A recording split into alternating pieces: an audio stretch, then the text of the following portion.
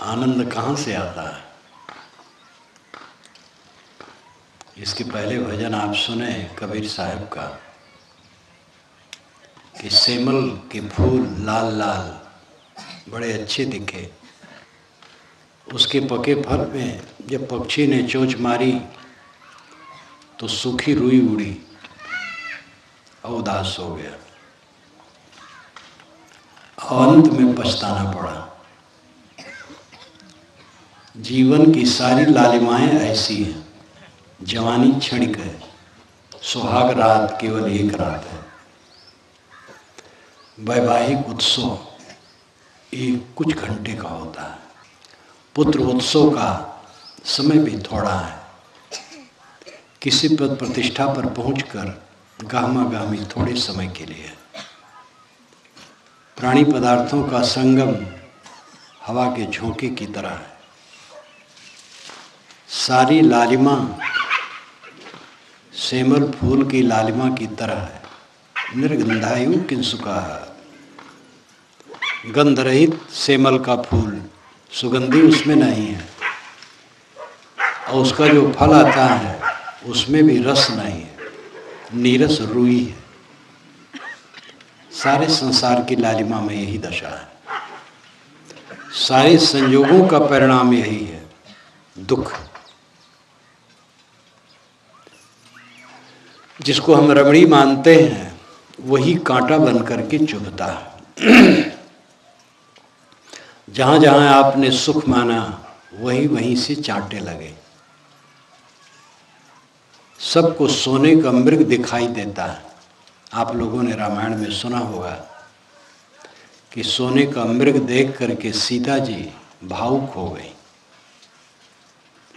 और उन्होंने राम से कहा कि इसको किसी प्रकार लाओ। राम भी भावुक हो गए। लक्ष्मण ने समझाया कि सोने का मृग नहीं होता है भैया, इसमें धोखा है। उन्होंने कहा नहीं, सीता का बहुत मन है, लाना है। परिणाम क्या हुआ? दोनों को रोना।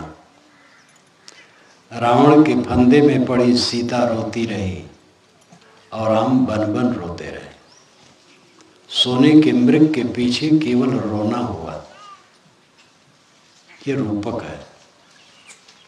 राम सोने के मृग के पीछे गए थे कि नहीं इसका पता नहीं, रूपक है। लेकिन हम सब तो सचमुच सोने के मृग के पीछे पड़े हैं। सब लोग अपना अपना विश्लेषण करें, अपने विषय में सोचें कि कहाँ कहाँ हम आकर्षित होते हैं। युवती और युवक को देख करके आकर्षण, सोने के मृग के पीछे भागना।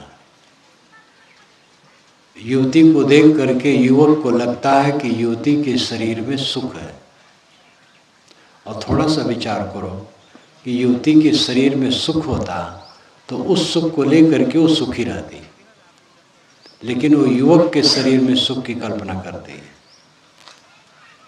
युवक के शरीर में सुख होता तो उस सुख को लेकर के युवक सुखी रहता, लेकिन वो दुखी है और युवती के शरीर में सुख की कल्पना करता है। ये सोने का मृग, झूठ। न उसके शरीर में सुख है, न उसके शरीर में सुख है, लेकिन इस भ्रम में पड़ करके आदमी क्या क्या काम करता है। पद, जितने पद हैं, पद में क्या सुख है? सेवा है, सेवा करना चाहिए। इसलिए विवेकवान पुरुष को पद ग्रहण भी करना पड़ता है, तो पद से जुड़ता नहीं, अपने को जोड़ता नहीं, सेवा करता है। हमारे सिद्धांत में श्री काशी साहब एक महान संत हुए बुरहानपुर में। उन्होंने अधिकार पद भी लिया और महंती का पद भी लिया। जब आए, महान तेजस्वी थे। महाराष्ट्र में वो एक स्टेशन मास्टर थे रेलवे के, और संतों की वाणी से प्रभावित हुए। घटना ऐसी थी कि अपने ऑफिस में बैठे थे, शायद वो घूम रहे थे निकल करके, और पास में खेत था। एक किसान हल चला रहा था और कबीर साहब की वाणी भी गाता जा रहा था, कबीरपंथी था। तो श्री काशी साहब उससे प्रभावित हुए, पूछे निकट जा करके, कहे तुम किसी संत से जुड़े हो? कहे हाँ। कहे उनसे हमें मिला सकते हो? कहे हाँ। तो ले गया, मिलाया। फिर वो जुड़ गए।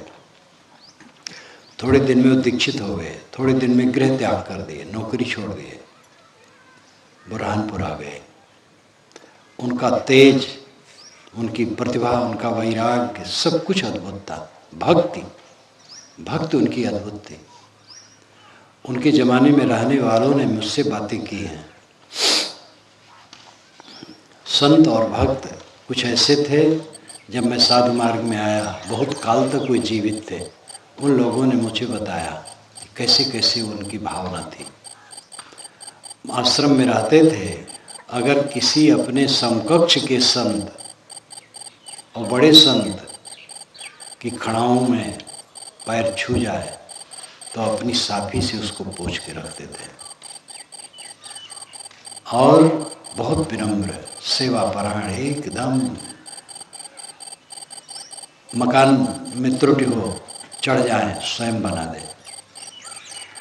जो विरक्त होकर के आते थे लड़के, उनको बीजक याद कराते थे, बीजक पढ़ाते थे। जो अक्षर ज्ञान न रखते उनको अक्षर ज्ञान कराते थे। जिनकी पुस्तक कापी फट गई वो जल्दसाजी कर देते थे। और इतने गंभीर थे, उनके सामने कोई जल्दी बातचीत नहीं करता था। सब संग रहते थे, शांत और अत्यंत कोमल थे, वैराग्यवान। उनका तेज देख करके लोगों ने उनको अधिकारी पद दिया, उन्होंने स्वीकार लिया, सेवा किया। फिर महंती पद दिया, वो भी स्वीकार लिया। जब वे महंती पद में थे, उस समय जो भक्त वहाँ जाते थे और रहते थे, वो छत्तीसगढ़ के इंदल गोटिया एक थे। उन्होंने सब बताया कि साहब कैसी उनकी रहनी थी। अकिंचन, अपने आप को शून्य की तरह मानते थे, कुछ नहीं मैं। और अंत में उन्होंने आश्रम का महंत दूसरे को चुन करके चले गए। वो साधना में लग गए और आगरा, उत्तर प्रदेश के आगरा के पास जमुना नदी के रेत में शरीर छोड़ दिए।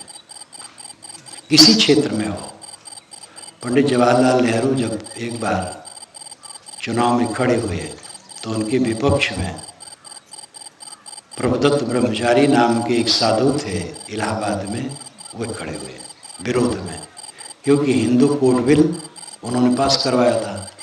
तो कट्टर सनातन धर्मी समझते थे हमारे धर्म का नाश है, लेकिन वास्तव में उसमें सुधार था। तो क्षुब्ध होकर के वो उनके सामने खड़े हुए कि मैं जवाहरलाल को हराऊंगा।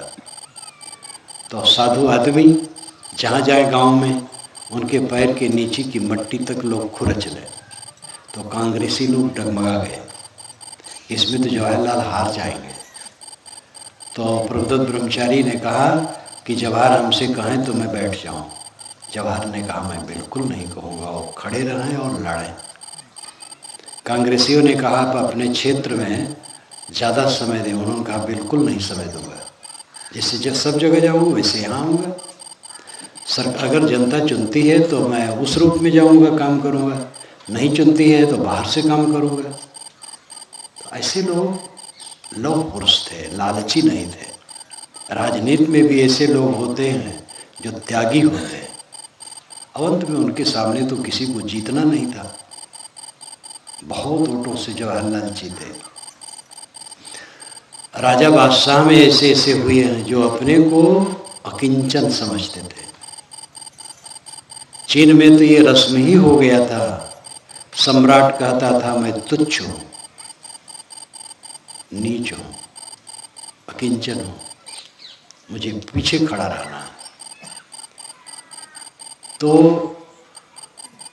जो संयोग है संसार का वो क्षणिक है। संयोग में अपने को गाफिल कर देना, दुख पैदा करना। जितना संयोग होता है उसमें उचित कर्तव्य करो, सेवा करो।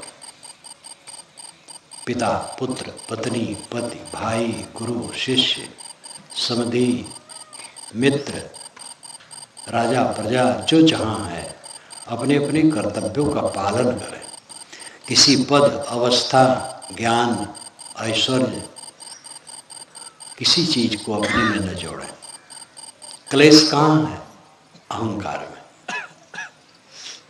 ज्ञान का परिपाक शरीर में, जीवन में जितना होता जाता है उतना वो कोमल होता चला जाता है। पौधा कैसे होता है? बीज से अंकुर बाल बराबर निकलता है, फिर पौधा बन जाता है, कोमल होता है, इसलिए उसका जीवन होता है, विकसित होता है। जब बड़ा और कड़ा हो जाता है तब मौत की तरफ चलता है। ये उदाहरण है। जो कोमल है वो जीवन में है, जो कड़ा है वो मौत की तरफ है। कोमल है वो जीवन है, वो कल्याण की तरफ चल रहा है। जो कड़ा है, अहंकारी है, वो मौत की तरफ, पतन की तरफ। आदमी में ज्ञान का परिपाक जितना होता जाता है, ज्ञान जीवन में जितना उतरता जाता है उतना वो कोमल होता जाता है। अहंकार विलीन होता जाता है। ज्ञान का अर्थ ही है कि कुछ मेरा नहीं है और कोई मेरा नहीं है। इस वास्तविकता को समझिए। ये समझना कठिन नहीं, बहुत सरल है। एक दिन ऐसा आता है कि देह छूट जाती है और सब कुछ ही रह जाता है, तब क्या मेरा है और कौन मेरा है? मेरा कोई नहीं है, मेरा कुछ नहीं है। ये सहज सब जानते हैं। जानना अलग है, लेकिन चित्त में उसकी स्थित बनी रहना ये अलग है। मौत सब जानते हैं, लेकिन साल भर में एक दिन 10 मिनट भी क्या अपनी मौत का भावपूर्वक स्मरण करते हैं? लोग नहीं करते। जब कोई मर जाता है तब चोट लगती है, और उसमें भी कोई जवान हो, सुंदर हो, सुयोग्य हो, कुशल हो, उसके मरने पर और ज़्यादा लगता है कि दुनिया छूटी है। जब ज्ञान की चर्चा सुनी तब लगता है दुनिया छूटी है। ज्ञान की पुस्तकें पढ़ी तब थोड़ा लगता है दुनिया छूटी है, और फिर बराबर। इस बात को समझ करके जो सब समय अपने मन में इस वास्तविकता को रखे उसका ज्ञान पकता है। हर समय ज्ञान को दिमाग में रखना एक रस ज्ञान कहलाता है। जो सबके हो ज्ञान एक रस, ईश्वर जीवई भेद कहो कस, ये गोस्वामी जी ने भी कहा। अगर सबके एक रस ज्ञान हो तो जीव ईश्वर में क्या भेद है? तो उन्होंने तो जरा रहस्य में कहा है और दूसरा भाव लेके कहा है। एक रस ज्ञान तो होता नहीं जीव को, तो जीव ईश्वर नहीं हो सकता। इसलिए वो प्रश्नवाचक कहे हैं कि जीव कभी ईश्वर नहीं हो सकता। जो अगर सबके इन जीवों को एक रस ज्ञान हो जाए तो ईश्वर जीव में क्या भेद है? लेकिन ऐसा होता नहीं, इसलिए ईश्वर अलग है, जीव अलग है। ये उनका भाव है। लेकिन अर्थ यह है, हम अर्थ मान सकते हैं कि अगर एक रस ज्ञान हो जाए तो ईश्वर है, और एक रस ज्ञान आपको ही होना है। कोई दूसरे के ज्ञान से आपका ज्ञान काम नहीं करेगा, आपका कल्याण नहीं होगा। अगर ईश्वर कोई है, वो सब कुछ जानता है और एक रस ज्ञान उसको है, तो उससे हमारा क्या लाभ होगा? या कोई हमारा साथी है, उसका ज्ञान एक रस है, हर समय वो ज्ञान में रहता है, भटकता नहीं, तो उससे हमारा कल्याण नहीं होगा। हमारा कल्याण होगा जब हम वैसे रहेंगे। उससे यही कल्याण हो सकता है कि उसको देख सुन और समझ करके हमें प्रेरणा मिलेगी, अगर हम समझ पाए तो। और करना पड़ेगा हमें खुद।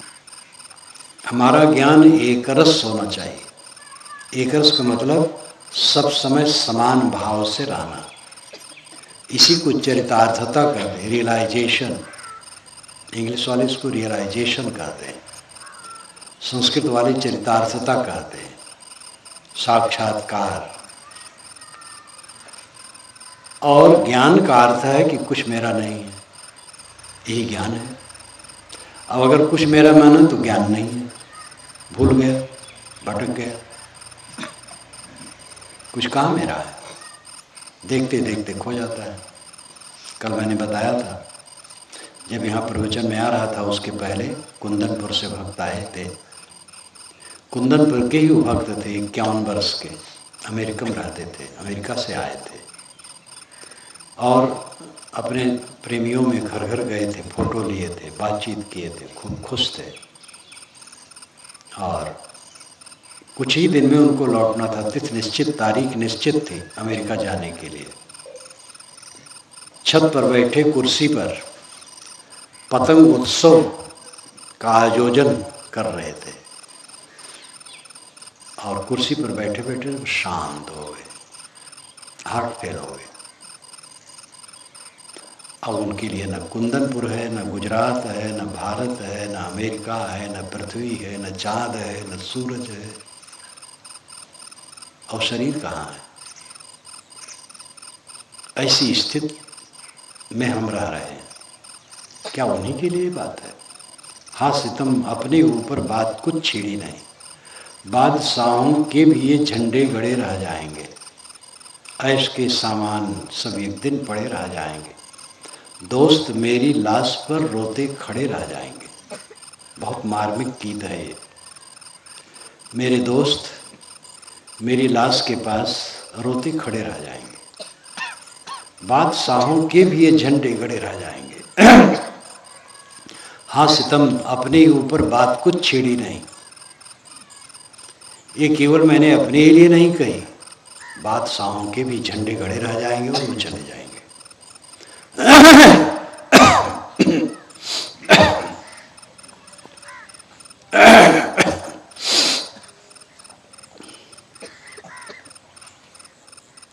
हम जितना ज्ञान में रहने लगते हैं, कोमल होते जाते हैं।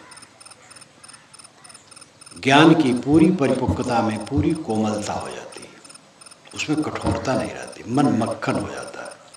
मक्खन में कहीं रोड़ा नहीं होता है, क्योंकि मक्खन दूध से बनता है और रोड़ा होने की संभावना नहीं है। इसी प्रकार जो ज्ञान में निरंतर रहता है उसका मन मक्खन हो जाता है, कोमल हो जाता है, और उस संसार में रहते रहते संसार से छूट जाता है, देह में रहते रहते विदेह हो जाता है, और बाहर दूसरा भले उसे कोई समझे कि हमारे जैसे संसारी है, लेकिन उसकी स्थिति असंसारी हो जाती है। ज्ञान की धारणा एक रस हो, एक काम करो। जानते हम कम नहीं हैं, उसकी चरितार्थता नहीं करते हैं। जानते तो हैं, लेकिन उस ज्ञान को एक रस नहीं बनाते हैं। क्षणे रुष्टि क्षणे तुष्टि, रुष्टि तुष्टि क्षणे क्षणे, क्षण में रुष्ट हुए, क्षण में तुष्ट हुए, क्षण भंगुर बुद्धि, मोह माया में मन डूबा। ज्ञान क्या करेगा? बड़े बड़े ज्ञानी बह के मर गए, एकदम सामान्य बुद्धि वाले की तरह उनकी दुर्दशा हो गई। ज्ञानी बड़े, अनेक भाषाओं के ज्ञाता, सैकड़ों ग्रंथों के लेखक, जगत को उन्होंने बहुत दे दिया, लेकिन अपना खाली रहे, क्योंकि उन्होंने रहनी में अपने जीवन को नहीं रखा। ये तो बड़े बड़े उदाहरण हैं। सामान्य का सबका है, जानते सब है। जब किसी के यहाँ कोई मर जाता है तब दूसरे लोग समझाने जाते हैं, और जब उन्हीं यहाँ कोई मर जाता है तो स्वयं वो छाती पीट पीट कर रोते हैं। तो समझाना रस्मी है। जिसके यहाँ कोई मर जाता है उसको चोट लगती है, दूसरा है उसको चोट नहीं है, वो तटस्थ है, तो रस्मी ढंग से समझाता है। और उसके यहाँ जब मर जाता है तो दूसरा उसको समझाता है, तो रस्मी है, तथ्य नहीं है। ज्ञान जब निरंतर चित्त में रहे तब आदमी भटकेगा नहीं। जीवन के आचरण में जहाँ त्रुटि आती है, क्या कारण है? ज्ञान की स्थिति नहीं रहती है, होश नहीं रहता, ख्याल नहीं रहता, भूल जाते हैं। पर स्त्री पर कुदृष्टि गई, क्यों गई? ज्ञान का ख्याल नहीं है। पर धन को लेने की चेष्टा हुई, मन भटक गया। एक अधिकारी जीवन भर घूस नहीं लिया और सेवा मुक्त होते समय एक मुकदमे में उसने घूस ले लिया, तो और लोग को बड़ी गिलानी हुई। जो घूस लेते थे रोज, उनको भी गिलानी हुई कि ये महापुरुष जीवन भर घूस नहीं लिया, अवंत में अपना मोह इसमें नरक में डाल दिया। ये भटकाव जो जीवन भर घूस के लिए ठीक रहा हो, घूस न लिया हो, अंत में लेकर के उसने अपना नुकसान किया। सतत जागरूक रहने की आवश्यकता है, खान पान, बात व्यवहार, सब बातों में। अगर असावधान होगे तो कुसंग में पड़ करके बीड़ी पीना शुरू करोगे। बीड़ी कोई माता के पेट से पीते हुए नहीं आया है।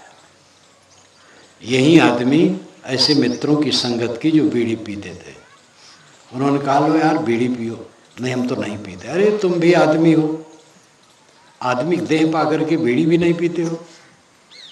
आदमी देह पा करके बीड़ी पीना बड़ी ऊंची बात बताए हो। पियो तो जरा, एक कस लगाओ। तो लगाया, धुआं फुर दे उड़ाया, कुछ अच्छा लगा कुछ खराब लगा, दोबारा फिर दिया तो और ले लिया। बस 2-4 बार पिया, अब खरीद करके पी रहे हैं। संगत में पढ़ करके अच्छाई और बुराई आती है। जो स्वयं सशक्त नहीं रहेगा वो बहता रहेगा। थाली का बेल, थाली में बेल रखो तो ढनकता रहता है, तैसे थाली के बेल के समान बुद्धि न रखो, स्थिर रखो, आपको कोई विचलित न कर सके, ऐसी धारणा होनी चाहिए। अपने को सब समय संभालो, एक रस ज्ञान बनाओ, सब समय जागरूक रहो, अन्यथा कुछ मत करो। एक एक कर्म से जीवन बनता और बिगड़ता है। हमारे जीवन में जितने अंशों में त्रुटियां होगी, उनका परिणाम मन पर आएगा। मन दारोमदार है सब पर। जीवन का सारा घात प्रतिघात मन पर होता है। मन में सब कमाई का सार संग्रह होता है, और मन से पीड़ा होती है और मन से आनंद होता है। अगर हमने गलत कमाई की है तो आनंद नहीं मिलेगा, क्लेश मिलेगा। अच्छी कमाई की है तो बस आनंद आनंद है। असली आनंद वह है जो वस्तु जनित नहीं है, विवेक जनित है। वस्तु जनित आनंद का मतलब है कोई प्रेमी मिला तो आनंद आ गया, कुछ खाने पीने की चीज़ अच्छी मिली आनंद आ गया, कुछ देखने की चीज़ मिली आनंद आ गया। ये वस्तु जनित आनंद है। ये आनंद क्षणिक है और ये आनंद क्लेश भी लाता है। लेकिन विवेक विचार से, चित्त की निर्मलता से, स्वच्छता से जो आनंद है वो स्थिर आनंद है, और वो सबको सुलभ है। कार सबके पास नहीं हो सकती,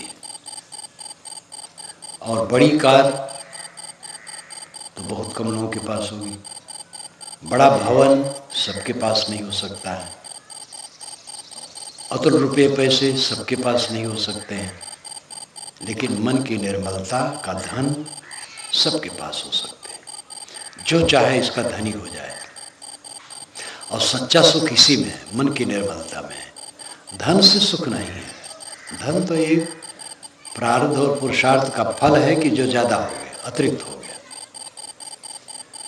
धन हमें उतना ही चाहिए जिससे पेट भर जाए, तन ढक जाए, सोने की जगह मिल जाए, बस रोटी कपड़े मकान, बस इतना धन काफ़ी है। अधिक धन हुआ तो उसका पुरुषार्थ है, प्रारब्ध है, उसमें भटकने का चांस है, लाभ नहीं है। इसलिए आदमी को चाहिए कि उसका अच्छा उपयोग करे, उसमें अपना सौभाग्य न माने कि मैं बड़ा भाग्यशाली हूँ, धनी हूँ। क्योंकि दुनिया की जितनी चीज़ जुड़ती है हमसे, वो भटकाने वाली होती है। धन, विद्या, पद, अधिकार, गुरुवाई, महांति, पूज्यता, प्रतिष्ठा, प्रसिद्धि, ये सब हमारे भटकाने के कारण है। अगर हम सावधान न रहें तो इसमें भटक जाएंगे। रिद्धि सिद्धि में भटकने का अर्थ क्या है? यही तो रिद्धि सिद्धि, लौकिक उपलब्धियां रिद्धि सिद्धि। तो इसको पा करके अगर कोई अपने को मानता है कि मैं सफल हूँ तो समझदार नहीं। सफल हुआ है जिसका मन निर्मल है। अपने ज्ञान को एक रस बनाओ, हाथ कछु नहीं आयो, अंत में कुछ हाथ में आएगा नहीं। सोई सेमर सोई सुआ सेवत सदा बसंत, तुलसी महिमा मोह की सुरत सराहत संत। ये गोस्वामी तुलसीदास जी ने भी कहा है। वही सेमल के फूल है निरस, और वही सुग्गे हैं, और वही बसंत है। बसंत आने पर सुग्गे सेमल के फूल और फल का सेवन करते हैं, और फल में जब चोंच मारते हैं और रुई निकलती है तो उदास होकर चले जाते हैं। बसंत आता है, बेवकूफ़ फिर उसी के पीछे पड़ते हैं, भूल जाते हैं। यही दशा हम लोगों की है। ठोकर खाते खाते फिर भी ललचाते रहते हैं, सोने के मृग के पीछे भागते रहते हैं। एक सोने के मृग के पीछे रोना हुआ, लेकिन दूसरे सोने के मृग के पीछे फिर दौड़े। यही अविवेक है, यही अविद्या है, यही अज्ञान है। जिसमें दुख पाते हुए भी न हटे, यही तो अविद्या है। इस अविद्या को जीतो, ऐसे ज्ञान का प्रकाश करो कि ज्ञान एक रस हो जाए, हर समय रहे और कहीं भटको ना। न पर स्त्री पर पुरुष में नर नारी भटके, न पर धन में, न किसी को सताने में, किसी को दुख देने में। सबसे अपने को बचाओ। ये जीवन हीरा मोती है, इसको संभाल के रखो। रतन का जतन कर माड़ी का श्रृंगार, आया कबीरा फिर गया झूठा है अहंकार। रतन को जतन से रखो, सारा अहंकार झूठा है। आया कबीरा फिर गया झूठा है अहंकार। साहब कितनी पीड़ा से कहते हैं, झूठा है अहंकार। बड़े बड़े आए और चले गए, हमारा अहंकार किस काम का है? अहंकार बेवकूफ़ी है, मूर्खता है। जब जीव का संबंध किसी से स्थिर नहीं तो किसका अहंकार? इसीलिए ज्ञान हमारा पकता जाएगा तो अहंकार गलता जाएगा। पूरा ज्ञान परिपाक हो जाने पर अहंकार पूरा गल जाता है। असली ज्ञानी वह है जो पूर्ण विनम्र हो जाता है, सारा अहंकार समाप्त। और ऐसे ज्ञानी होते हैं जो गरजते हैं मैं सबका गुरु हूँ। ऐसे ऐसे ज्ञानी होते हैं, सबके ऊपर अपने को मानते हैं, मानसिक रोग रहता है। तो ऐसे भी अपवाद रूप में होते हैं।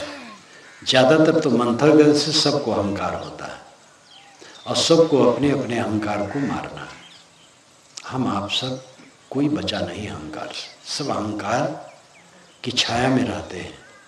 अपने मन को समझो, अपने दुर्गुण दोषों को समझो, और ज्ञान द्वारा इस सारे दुर्गुणों को निकालो। और ज्ञान का मतलब यही अहंकार समाप्त होता जाए। पूरा ज्ञान पूरे अहंकार का विसर्जन है। ये काम हमें और आपको करना चाहिए।